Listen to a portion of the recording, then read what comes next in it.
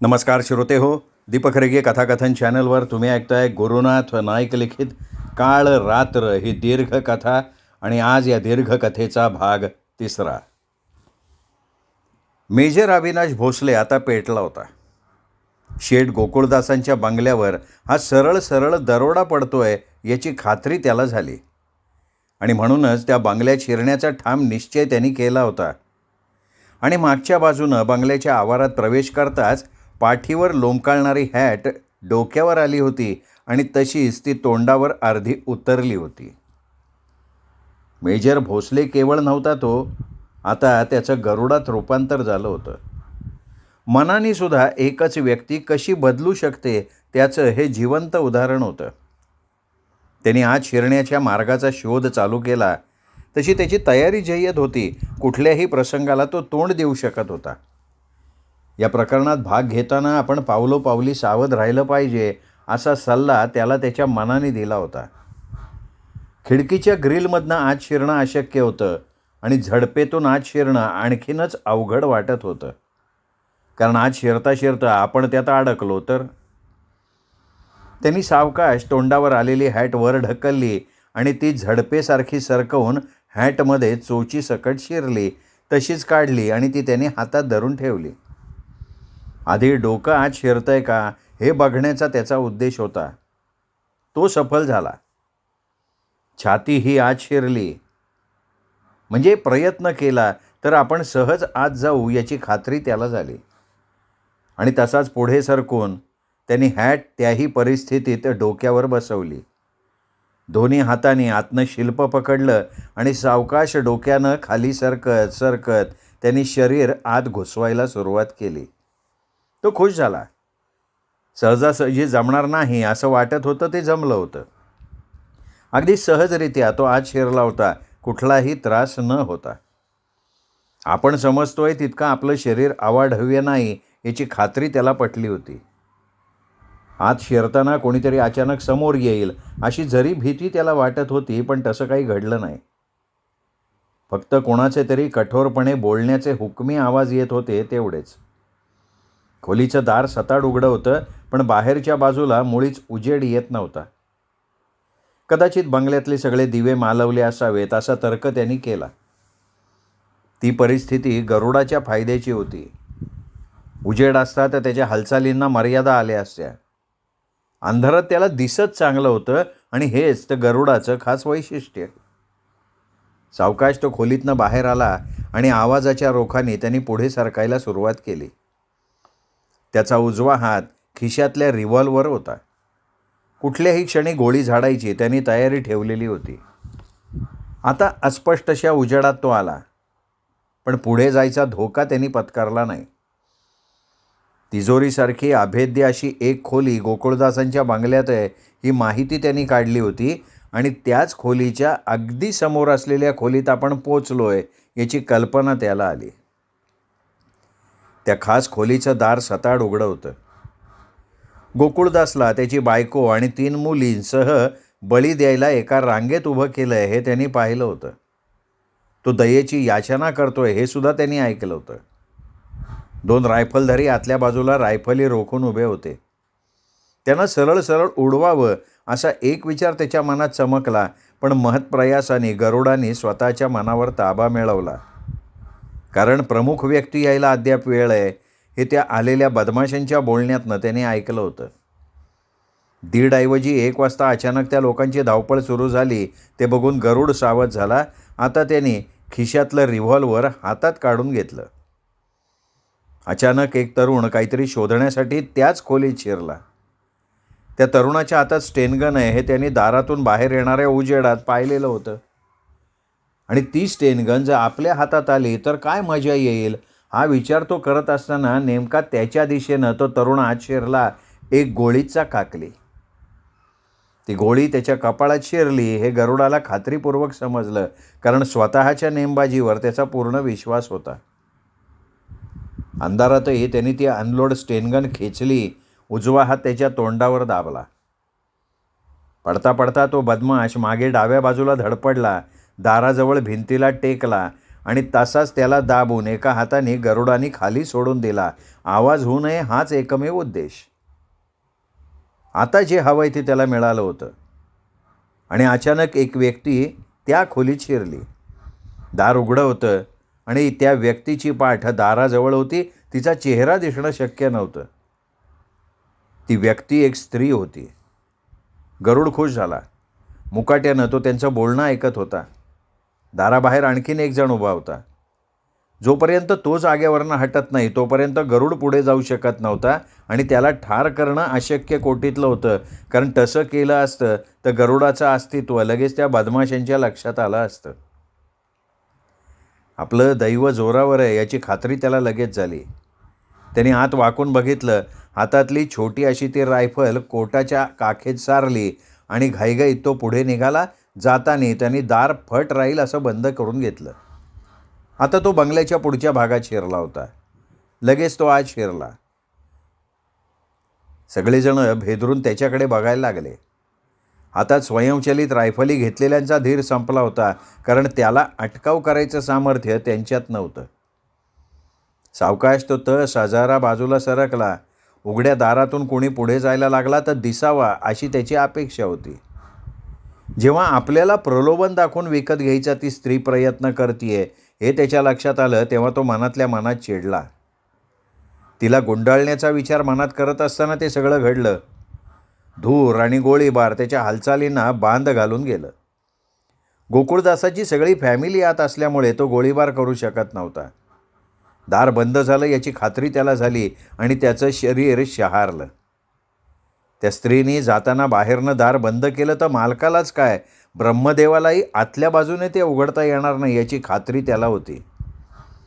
त्याही परिस्थितीत त्यांनी उभं राहून धूर वितळण्याची वाट बघायला सुरुवात केली.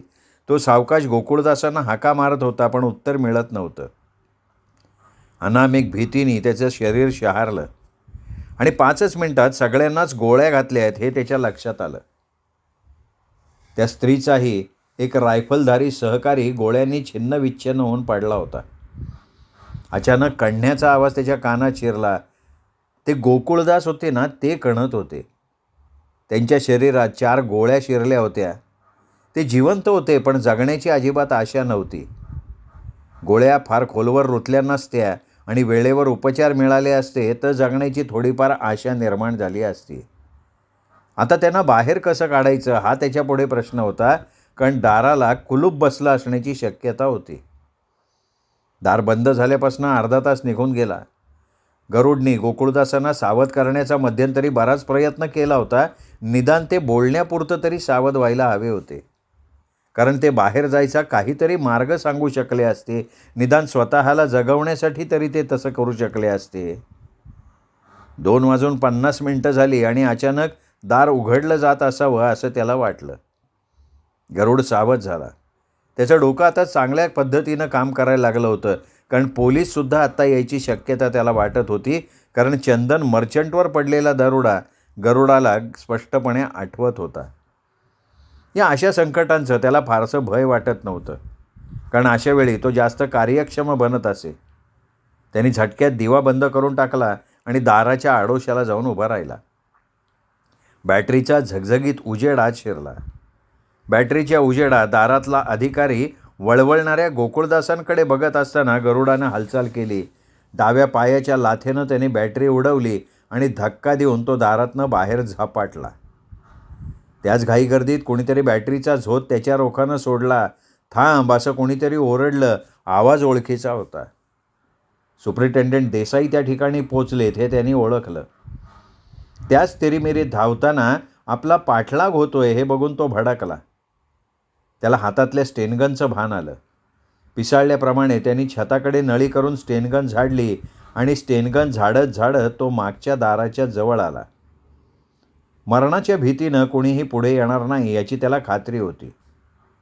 संपूर्ण बंगला वेढला होता, पण त्या वेढ्याची भीती त्याला नव्हती, कारण स्टेनगनमधल्या फार तर फार 12 गोळ्या त्यांनी वापरल्या होत्या. बाकीच्या 20 गोळ्या शिल्लक होत्या. हवेत गोळीबार करून त्यांनी कुंपण ओलांडलं. स्टेनगन कुंपणाजवळ टाकली. तो धावत सुटला. धावता धावता त्यांनी डोक्यावरची हॅट पाठीला अडकवली आणि तरीही पोलीस आपला पाठलाग करायचा प्रयत्न करत नाही आहेत हे बघून तो आश्चर्यचकित झालेला होता. मुंबईचं पोलीस खातं वेड्यासारखं बनलं होतं. एक बडे पोलीस अधिकारी हरवले होते आणि त्यांचा शोध मुंबईत सगळीकडे सुरू होता. आणि त्याचवेळी सुपरिटेंडंट देसाईंच्या मुसक्या बांधण्यात आल्या होत्या. त्यांना एका छोट्याशा खोलीत बंद करण्यात आलं होतं. त्यांच्याजवळची कुठलीही वस्तू काढून घेण्यात आली नव्हती. त्यांच्या कुशीत बुशर्टखाली असलेलं रिव्हॉल्वर तसंच ठेवण्यात आलं होतं, पण त्यांचे हात मात्र मागे नेऊन बांधण्यात आले होते. त्यांना त्याच हॉटेलच्या तळमजल्यावरच्या तळघराच्या एका खोलीत डांबल्यानंतर जो दिवा पेटत होता तो बंद करण्यात आला नव्हता. तो बंद केला की रात्रीसारखा अंधार त्या खोलीत पसरेल हे स्पष्ट जाणवत होतं. किती वाजले हे समजायला मार्ग नव्हता. हात मागे नेऊन बांधल्यामुळे वेळ समजणं कठीण होतं. आणि आता वेळ बघण्यात अर्थ नाही याची जाणीव त्यांना झाली होती. मुंबईसारख्या शहरात जे कुटुंबाच्या कुटुंब दरोडा घालून राजरोज खलास करतात ते एका पोलीस अधिकाऱ्याला ठार करायला कचरतील हे मानायला ते तयार नव्हते. किती वाजले रे? त्यांनी दार उघडून आत आलेल्या एका तरुणाला विचारलं आणि आपण याला कुठून तरी ओळखतोय हे देसाईंच्या लक्षात आलं. 9:30 वाजले ना साहेब, त्या तरुणाने नम्रतेने सांगितलं. अरे निळू तू आणि इथे? त्यांना एकदम तो मुलगा आठवला. होय साहेब. काय साहेब, आमच्यासारख्यांना पोटासाठी चंद्रावर पण जायची तयारी ठेवायला लागते ना. आणि निळू, उद्या मला ठार करायचा प्रसंग आला तर आता पोटासाठी ते करायलाच लागणार ना साहेब. म्हणजे काय? म्हणजे तुम्हाला ठार करण्यात येणार आहे साहेब. निळूचा ठोकळेबाज चेहरा शांत आवाजात बोलला आणि देसाई त्याच्या तोंडाकडे बघत राहिले. निळू, तू मला ठार करणार आहेस? करणार ना साहेब, हुकूम झाला तर. मला पकडताना तू वेषांतर केलं होतंस का रे? हा साहेब. सुपरिटेंडंट देसाई मनातनं खूप घाबरले होते, पण ते शक्यतो चेहरा शांत ठेवायचा प्रयत्न करत होते. मनातली भीती चेहऱ्यावर दाखवणं आपल्यासारख्या अधिकाऱ्याला शोभणार नाही याची जाणीव त्यांना क्षणाक्षणाला होत होती. निळू हा अत्यंत घातकी बदमाश आहे हे त्यांना माहिती होतं, पण तो एका पोलीस अधिकाऱ्याला पकडण्यात भाग घेईल असं वाटणं शक्य नव्हतं. 2-2.5 तास असेच निघून गेले आणि एक कार भर वेगात येऊन जवळ थांबल्याचा आवाज त्यांच्या कानात शिरला. जवळचं एखादं दार उघडलं गेलेलं असावं. देसाई कान देऊन ऐकत होते. कोणीतरी हलक्या आवाजात बोललं आणि सुपरिटेंडंट देसाईंना ज्या खोलीत ठेवण्यात आलं होतं त्या खोलीचं दुसरंच एक दार उघडलं गेलं. आपल्याला इथून हलवत नाही ना, हा एक विचार देसाईंच्या मनात आला. अरे रामू, 1:15 वाजला, आणखीन 1 तास थांब की, आपण बाईची वाट बघू. नाही येणार त्या. का? मला काय माहिती. अरे मग यांचं काय करायचं? काय यांना घेऊन जायचं, यांचं तोंड उघडायचं, नाही उघडलं तर काय आमचं बंद करून टाकायचं. रामू इतक्या सहजरित्यानं बोलला का सुपरिटेंडंट देसाईंच्या अंगावर काटा उभा राहिला. आता तोंड उघडायचं म्हणजे काय? हे बघे, एकदा आपण याला इथनं दूर नेऊ, मग याचं काय कसं करायचं ते मी बघतो, चल. कठोर आवाजात हुकूम झाला आणि निळू शांत राहिला. याचा बराच अधिकार चालतोय याची खात्री सुपरिटेंडंट देसाईंना झाली. पुन्हा ते दार बंद करण्यात आलं. चौघांनी मिळून देसाईंचे पाय नीट बांधले. हात तर मागे पूर्वीच बांधले होते. तोंडात बोळा घालण्यात आला, वरनं पट्टी बांधण्यात आली. अरे वाजले किती रे? बऱ्याच वेळाने रामूने विचारलं. 2:15. मग चल, तुला पण बरोबर यायचे. हे धोड मला एकट्याला नाही उचलता येणार. रामू त्रासलेल्या आवाजात बोलला आणि दोघेही देसाईंना उचलायला पुढे आले. छोट्या दारातून त्यांना हलवण्यात आलं. अंधारात एका कारच्या मागच्या भागात पाय ठेवायच्या जागी त्यांना ठेवण्यात आलं. ती कार ॲम्बॅसिडर आहे आणि नवी कोरी आहे हे अंधारात समजणं शक्यच नव्हतं. 2-3 दारं पाठोपाठ बंद झाल्याचं देसाईंनी ऐकलं. आता आपल्यासाठी सगळं जग संपलं, कारण आपण निळूला ओळखतो. कुठल्याही परिस्थितीत आता हे दोघं आपल्याला जिवंत ठेवणं शक्य नाही याची खात्री त्यांना झाली. कार भर वेगात निघाली. देसाईंनी आकडे मोजायला सुरुवात केली. त्या आकड्यांवरनं ते मिनिटं काढत होते. जवळजवळ अर्धा तास गाडी धावत होती. नंतर अचानक करकर ब्रेक दाबून ती थांबली. थांबता थांबता कारला काहीतरी हळूवारपणे धडकलं. जोरदार शिव्या निळूच्या तोंडून देसाईंनी ऐकल्या. अचानक आणखीन धडपड वाढल्यासारखी झाली. ड्रायव्हरच्या जागी बसलेला रामू हा बदमाश कळवळला आणि शिव्या देत निळू गाडीतनं खाली उतरला हे सुपरिटेंडंट देसाईंच्या लक्षात आलं. कुठल्या तरी शांत ठिकाणी आपण आहोत, जवळपास फारशी रहदारी नाही हे त्यांनी ओळखलं. आणि ट्रकच्या इंजिनाचा आवाज त्यांच्या कानात शिरला आणि काय धडकलंय हे त्यांच्या लक्षात आलं.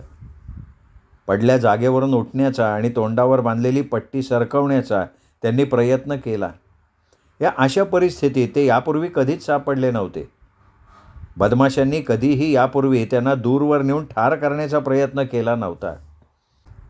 आणि अचानक देसाई दचकले.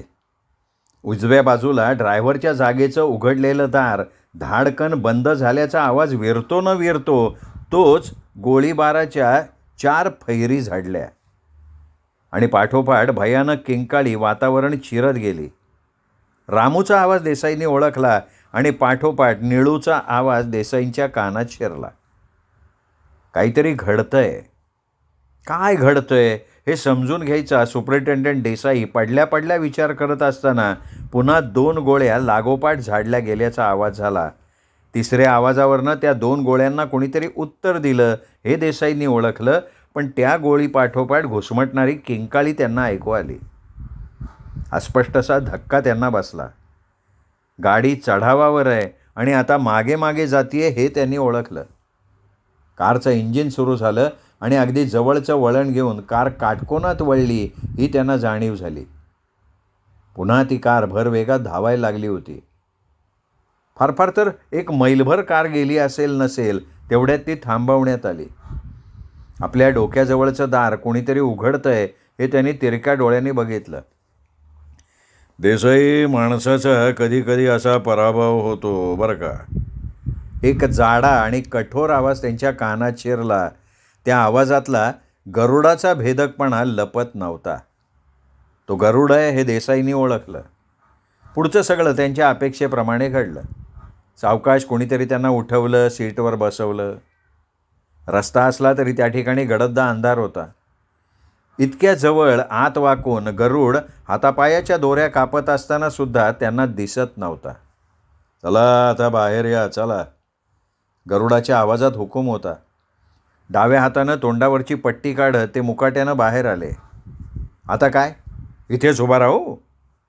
तोंडातला बोळा काढून फेकत सुपरिटेंडंट देसाईंनी कठोर आवाजात विचारलं. या गरुडाने आपल्यावर उपकार केले, निदान त्याचे आभार मानूया असं त्यांना अजिबात वाटलेलं नव्हतं. गरुडाला सुद्धा त्यांच्या आभाराची काहीही गरज नव्हती. चला बसा, ड्रायव्हिंगला बसा, चला. गरुडाने देसाईंना सांगितलं आणि मुकाट्यानं सुपरिटेंडंट देसाई ड्रायव्हिंग करायला बसले. उघडलेलं दार बंद करत असताना ते कृतज्ञतेच्या भावनेनं अंधार फाडून गरुडाकडे बघण्याचा प्रयत्न करत होते. हे बघा, मी मागे आहे. गाडी थेट तुमच्या ऑफिससमोर नेऊन उभी करा. मध्ये काही गडबड करायचा प्रयत्न केला तर डोक्यात रिव्हॉल्वरचा दस्ता घालीना. गरुडाचा आवाज अत्यंत कठोर होता. कार सुरू करताना हा आवाज कृत्रिम नाही आहे असं त्यांना सारखं वाटत होतं. मेजर भोसले म्हणजेच गरुड आहे अशी जी त्यांची समजूत झाली होती ती समजूत डळमळीत झाल्याची जाणीव त्यांना झाली. आपण आहोत कुठे? मनात भीती असूनही सुपरिटेंडंट देसाईंनी विचारलं. आपण विक्रोळीच्या जवळ आहोत. मागून त्यांना आवाज आला. सरळ उजव्या बाजूला घ्या म्हणजे हायवे लागेल आणि तशीच उजव्या बाजूला वळवा. पुन्हा धावायला सुरुवात करा म्हणजे सरळ पाऊण तासात तुमचं ऑफिस गाठाल. न राहून देसाईंनी विचारलं, पण त्या दोघांचं काय झालं? कशाला भलत्या चौकशा करताय? तुमच्या खात्यातले ऑफिसर संपले का काय? हा? तासलेल्या सुरात गरुड खेकसला आणि बोलण्याच्या ऐवजी देसाईंनी कारला आणखीन वेग दिला. अगदी गरुडांनी सांगितल्याप्रमाणे 40 मिनिटात कार त्यांच्या ऑफिसच्या दारात उभी राहिली. मागे काहीच हालचाल झाली नाही हे बघून त्यांनी मागे वळून बघितलं आणि गरुडाने आपल्याला चकवलं याची जाणीव त्यांना झाली. मेजर भोसलेच्या घरी फोन करायचा मोह आवरून त्यांनी आरडाओरडा करत ऑफिसच्या पायऱ्या चढायला सुरुवात केली आणि गोंधळून त्यांच्याकडे बघणाऱ्या इतर अधिकाऱ्यांना भराभरा हुकूम करायला सुरुवात केली. छोट्याशा त्या खोलीत नाईट गाऊन घातलेली आणि चेहऱ्यानं सुंदर भासणारी तरुणी विषण्णपणे उभी होती. सकाळची कोवळी उन्हं रस्त्यावर नाचत होती, पण रहदारी मात्र अद्याप हवी तशी सुरू झालेली नव्हती. टिपॉयवर तिच्या पुढ्यात वर्तमानपत्रांचा खच पडला होता. एक वर्तमानपत्र तिने किमान 4 वेळा तरी चाळलं होतं. अर्धा तास झाला ती कोणाची तरी वाट बघत होती. तिचं लक्ष सारखं घड्याळावर जात होतं. निळू आणि रामूसारखे हातातले एक्के संपले होते. आता हातात पानं होती ती दुर्री आणि छक्क्यासारखी. आणि म्हणूनच तिने मुंबईतल्या 2 अत्यंत धाडसी समजल्या जाणाऱ्या बदमाशांशी संपर्क साधला होता. फार मोठ्या रकमा तिने त्यांना द्यायचं कबूल केलं होतं आणि दोघांनीही एकत्र काम करायचं कबूल केल्यामुळे रेखाने त्या दोघांनाही भेटण्यासाठी ती जागा मिळवली होती, फक्त तात्पुरती. आणि आपण त्याच जागी कायम राहतो हे दर्शवण्यासाठी तिने मुद्दामहून नाईट गाऊन घातलेला होता. 9:15 वाजले आणि अनामिक भीतीनं तिचं हृदय थरारलं. फुटपाथवरून जाणाऱ्या त्या तरुणाची नजर आपल्यावरच आहे असं वाटण्याची तिची ही तिसरी वेळ होती. कालसुद्धा आपण याच तरुणाला बघितलेलं असावं असं तिला वाटत होतं, पण तशी खात्री तिला नव्हती. आणि जेव्हा ती पहिल्यांदाच खिडकीत आली तेव्हाही त्या तरुणाबद्दल तिला कसलीच शंका आली नव्हती. आता तिसऱ्या वेळी तो तरुण आपल्यावरच नजर ठेवतोय ही भावना तिच्या मनात रुजली. या भयानक परिस्थितीत ती भावना सामान्य नव्हती. ती भीती साधीसुद्धा नव्हती. या नवख्या मुंबईत एखाद्या हुशार माणसाला चकवणं आणि एखाद्याचा डोळा चकवून निसटणं हे आपल्याला जमण्यासारखं नाही आहे याचीही खात्री तिला होती. लेनियन हॉटेल पूर्णपणे तिच्या मालकीचं होतं. हसीना अनवर हुसेन या नावाने तिने ते खरेदी केलं होतं. सगळं संपलं की मग ती हसीना या नावानं प्रकट होणार होती. पण आता ती लेनियन हॉटेलकडे फिरकूही शकत नव्हती. सुपरिटेंडंट देसाई आपल्याला शोधत आलेत आणि नंतर त्यांना पकडण्याचा जो आपण एक मूर्खपणा केला तो तिच्या दृष्टीनं सामान्य नव्हता. निळू आणि रामू या दोघांनाही ठार करून निसटलेले सुपरिटेंडंट देसाई पुन्हा आपल्या मागे हात धुवून लागल्याशिवाय राहणार नाहीत याची पक्की जाणीव तिला होती. दार ठोठावल्याचा आवाज झाला आणि स्वतःच्याच तंद्रीत असलेली हसीना उर्फ रेखा दचकली. धडधडत्या अंतःकरणाने तिने दार उघडलं. दार पोलीस ठोकतायत अशी सुद्धा तिला शक्यता वाटत होती. पण तिच्या मनावर पडलेलं ओझं दार उघडलं जातात नाहीसं झालं. बाहेर उभ्या असलेल्या दोघांना बघून तिच्या मनातली भीती बघता बघता नाहीशी झाली. या, तिच्या तोंडून नकळत या असा शब्द बाहेर पडला. दोघेही काही न बोलता आत आले. त्यातल्या एकानं स्वतःच दार बंद केलं, आतून कडी लावून टाकली. रेखा उर्फ हसीना. अगं हसीना, सध्या तुझ्या मेजर भोसले नावाच्या इसमाचं लक्ष आहे. त्याची 2 माणसं सध्या बाहेर उभी आहेत आणि तो सुपरिटेंडंट देसाई तुला हुडकून काढण्यासाठी कुत्र्यासारखा वास घेत अख्ख्या मुंबईत फिरतोय. भाई या नावानं ओळखला जाणारा बदमाश गंभीरपणे बोलला आणि छोट्या टेबलाच्या कोपऱ्यावर बसत त्यांनी सिगारेटचं पाकिट काढलं. त्या प्रकारानं रेखा हादरली. या प्रकाराची अपेक्षा तिने कधीच केली नव्हती. त्या दोघांनाही तिने आपल्या नावाचा अजिबात पत्ता लागू दिला नव्हता आणि इतकं असताना आपल्या दोन्हीही नावांचा त्यांनी उच्चार करावा हे तिला धोक्याचं लक्षण वाटलं. आता कुठेही दरोडा घालायची तिची मनस्थिती नव्हती. निदान 1 वर्षभर तरी तिला कुठलीही हालचाल करता येणं अशक्य होतं. फक्त या कोंडीतून सुटण्यासाठी तिला या बदमाशांची मदत हवी होती. मुंबईच्या पोलीस खात्याचा अंदाज घ्यायला चुकलेली आणि गरुडासारख्या बदमाशांच्या कर्दनकाळाचा विचार देखील न केलेली रेखा टक लावून भाईच्या चेहऱ्याकडे बघत होती. भाई आज रात्री तुम्हाला धोक्याची कामगिरी पार पाडावी लागणार. रेखा, या मुंबईत तुझी कामगिरी स्वीकारणारा आमच्याशिवाय तुला कोणीच मिळणार नाही. दुपारपर्यंत आम्हाला प्रत्येकी 5 लाख रुपये दे. रात्री आम्ही कामगिरीवर हजर राहतो. भाईंनी थंडपणे सांगितलं आणि तिला पुन्हा एकदा धक्का बसला. आपल्या परिस्थितीचा फायदा घेऊन दोघेही आपल्याला पिळून काढतायत हे तिने ओळखलं, पण परिस्थितीपुढे मान तुकवणं हे रेखाच्या रक्तातच नव्हतं. लक्षात येण्यापूर्वी धक्का देणारी घटना घडली. तिच्या उजव्या हातात रिव्हॉल्वर चमकलं. रिव्हॉल्वरला सायलेन्सर बसवलेलं होतं. हे बघे रेखा, आमच्याकडून काम करून घ्यायची ही पद्धत नाही बरं का. भाईच्या तोंडातून बाहेर पडलेलं वाक्य विरतं न विरतं तोच तिच्या हातातल्या रिव्हॉल्वरमधनं सटासटा 2 गोळ्या बाहेर पडल्या आणि ते दोघं तोंडातून मुळीच आवाज बाहेर न काढता खाली कोसळले. त्याचवेळी दचकून तिने दाराकडे बघितलं, कारण बाहेरून दार ठोठावलं जात होतं. श्रोते हो, तुम्ही ऐकताय गुरुनाथ नाईक लिखित दीर्घ कथा काळ रात्र.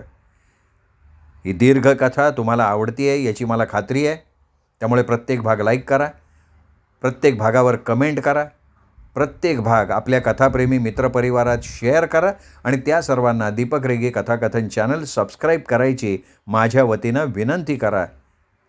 भेटत राहूयात दीपक रेगे कथाकथन चॅनलवर अशाच उत्तमोत्तम लेखकांच्या कथा कादंबरी ऐकण्यासाठी. नमस्कार श्रोतेहो.